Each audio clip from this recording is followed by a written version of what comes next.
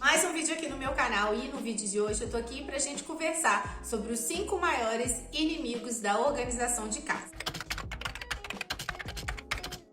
Olá para você que ainda não me conhece, eu sou a Mara, este é o canal Sai da Caixa. Nesse vídeo nós vamos conversar sobre organização de casa. Um assunto que é polêmico às vezes, porque cada pessoa tem uma realidade e um estilo próprio de se organizar dentro da casa, mas esses 5 inimigos que eu trouxe para listar aqui no vídeo de hoje pode estar te impedindo de ter uma casa organizada. E isso interfere diretamente na nossa produtividade e no nosso bem-estar.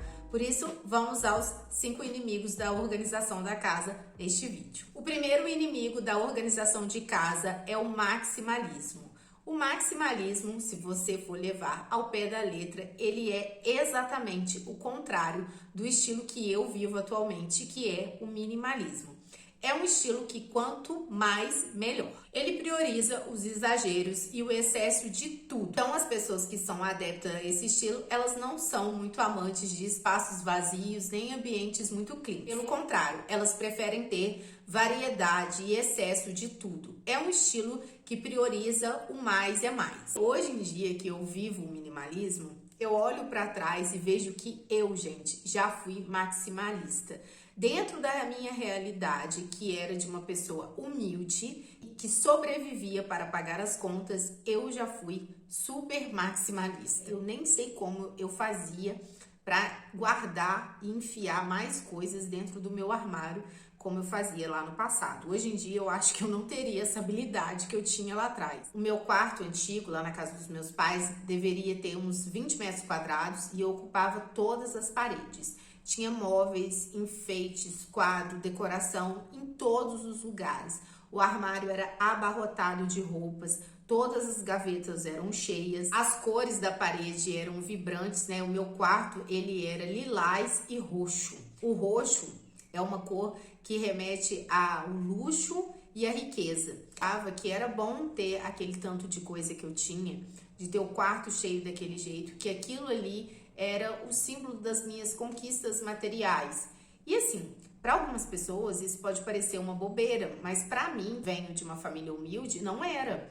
Eu me sentia orgulhosa por ter um armário cheio de roupas. Eram 6 portas e 6 gavetas lotadas, e eu achava aquilo chique. Depois de um tempo, eu comecei a observar que quando chegavam os finais de semana, eu normalmente não tinha muita disposição para sair. Por quê? Eu sempre precisava tentar reorganizar as coisas dentro do meu armário para que coubesse mais. Eu tinha coleção de brinco, coleção de sapato, coleção de roupa, coleção de bolsas.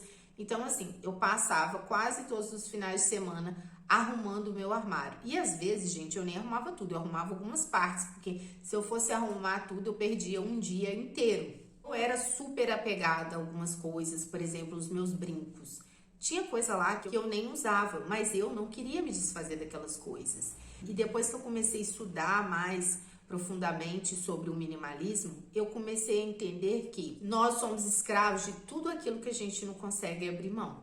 Então, tudo que eu tinha em excesso, como acessórios, maquiagem, foram as primeiras coisas que eu ataquei depois que eu me tornei minimalista. Eu sentia a necessidade de me libertar daquilo ali. Segundo inimigo da organização da nossa casa é a falta de lugar para cada elemento. No passado, eu comprava as coisas porque eu achava bonita, porque eu queria ter mais opções, mais variedades, e só depois que eu já tinha comprado aquela coisa que eu pensava onde eu iria guardar elas. E a falta de um lugar fixo para guardar essas coisas que eu comprava e não sabia muito bem onde que eu ia colocar, ela me gerava sempre alguns problemas. Por exemplo, eu trabalhava e estudava fora praticamente o dia todo. E eu sempre acordava cedo e saía atrasada, gente. Todos os dias eu tinha que correr para pegar o ônibus. Por quê? Como as coisas não tinham um lugar definido, né? Eu acabava perdendo as coisas ou guardando em lugar diferente do que eu normalmente guardava, porque aquilo lá não tinha ainda um local certo para ficar. Outra coisa também que eu percebo hoje em dia, tendo um armário menor do que eu tinha no passado, é a falta de padronização das coisas. Vou dar o exemplo aqui com cabides. Além de eu ter poucos cabides, eles não eram padronizados. Então eu guardava as roupas tudo amontoada, 3, 4, 5 peças de roupa num cabide. E aí eles acabavam amassando, quebrava, aquilo gerava mais bagunça dentro do armário. A maioria das pessoas fala sobre isso, né? Sobre você ter um lugar adequado para guardar cada coisa deveria ter a sua casinha. Gente, isso não é algo bobo. Por quê? Quando a gente tem muitas coisas, e se eu pudesse dar uma única dica, seria ter menos coisas, porque é praticamente impossível uma pessoa que tem muitas coisas conseguir organizar todas essas coisas e manter as coisas organizadas por muito tempo. E a questão de você ter muitas coisas interfere na hora que você vai armazenar essas coisas. É difícil de encontrar um espaço adequado para você acomodar todas as suas coisas bem. E isso pode até estragar as suas coisas dependendo do que for. Então eu perdi muita roupa mofada, muita blusa branca, amarelada, calça. Na época eu era esteticista e eu tinha muitas peças de roupa branca, então eu perdi várias coisas que amarelaram sem uso dentro do armário. Tá curtindo esse vídeo e ainda não é inscrito aqui no meu canal, eu te convido para se inscrever aqui no meu canal e também a deixar o seu like e comentar #Videomara, se esse é um assunto que você gosta e quer que eu traga mais conteúdos similares a esse. O próximo inimigo da organização é o perfeccionismo. Depois que eu comecei a pesquisar mais sobre organização de casa, eu descobri o mundo dos personal organizer, li o livro A Mágica da Arrumação e fiquei extremamente encantada com tudo que eu encontrei sobre esse tema. Eu cheguei à conclusão que a gente precisa arrumar a nossa casa para nós, não para os outros. Você não precisa de ser uma expert em organização, saber fazer vários tipos de dobra, ter muitas caixas organizadoras para guardar suas coisas, muitas prateleiras, porque isso também, gente, além de ter um custo, também vai te dar trabalho, porque você também vai precisar de limpar isso. E eu acabava me iludindo com aquilo ali, né, que pra eu ser uma pessoa organizada, eu precisava de ter tudo perfeitinho ali, arrumado, e que aquilo ali iria se manter por muito tempo. E acabava gerando uma certa frustração para mim não conseguir manter aquilo organizado por muito tempo, porque eu dobrava tudo num dia e no outro dia eu ia lá, puxava um negócio, desdobrava as outras peças que estavam na pilha e pronto. Aquilo ali já me desanimava. E aí eu também meio que esperava ter um reconhecimento das outras pessoas que moravam comigo, né? Por exemplo, dos meus pais. A gente espera esse reconhecimento das outras pessoas que moram com a gente. Mas a gente não deve esperar esse reconhecimento, porque cada pessoa funciona bem à sua maneira. E para os meus pais, né, para minha mãe, para o meu pai, eles foram criados de forma diferente, então eles têm uma visão diferente sobre organização, sobre limpeza e tal. E a casa lá era deles, não minha. O importante em ter uma casa organizada é ter uma casa organizada para mim, né, que funcione bem para mim, que seja funcional para a minha vida e para o meu estilo. E não precisa ter tudo do melhor, ter as coisas todas certinhas, padronizadas. Eu gosto, quero investir em mais algumas caixas organizadoras com tampa, porque meu closet é aberto, mas eu vou fazendo isso aos poucos, de acordo com a minha condição financeira. E também estou fazendo isso para melhorar também a organização e a questão da estética visual lá do cômodo que eu uso como closet, para o meu dia a dia, não para mostrar para os outros, né?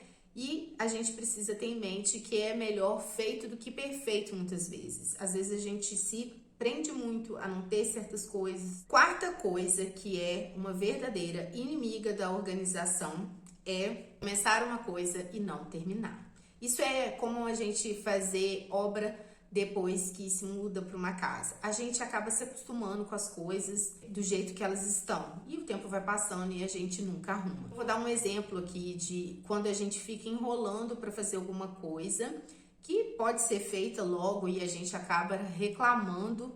E essa reclamação, gente, ela só vai acrescentar mais uma camada de dificuldade para aquela tarefa.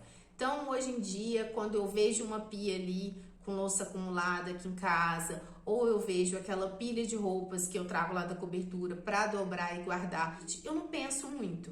Eu pego e começo a fazer. Às vezes a gente começa a fazer uma coisa e aí você larga aquilo ali e vai para outra coisa. E aí a casa fica com um ambiente mais bagunçado ao invés de arrumar. Hoje em dia eu estabeleci para mim começar e terminar uma tarefa por vez. Se eu comecei a lavar as vasilhas, eu não paro até terminar de arrumar a cozinha toda, limpar o balcão, passar um paninho ali no balcão, limpar o fogão, secar as vasilhas e guardar elas num lugar.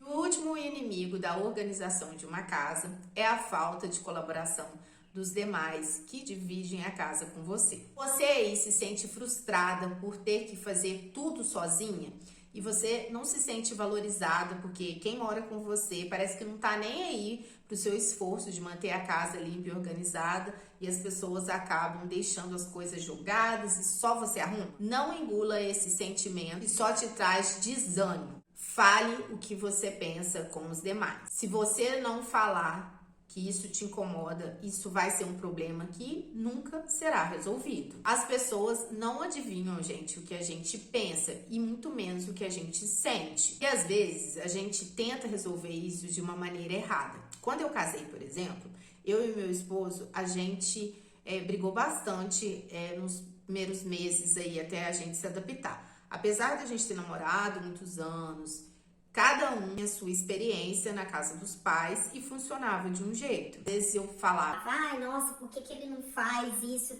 do jeito que eu falo que é pra ele fazer? E esse tipo de abordagem envolve uma cobrança.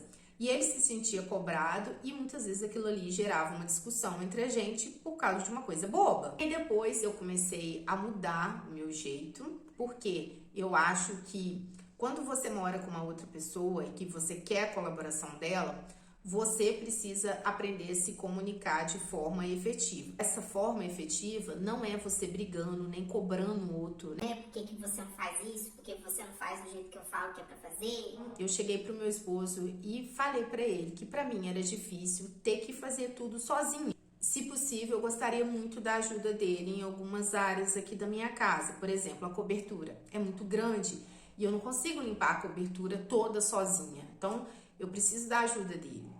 E aí, eu falei dessa forma que eu tô falando pra vocês, expressando pra ele como eu me sentia, que eu me sentia muito cansada, que eu não dava conta de limpar tudo sozinha, porque a nossa casa é grande e tal. E aí, com o passar do tempo, ele começou a me ajudar.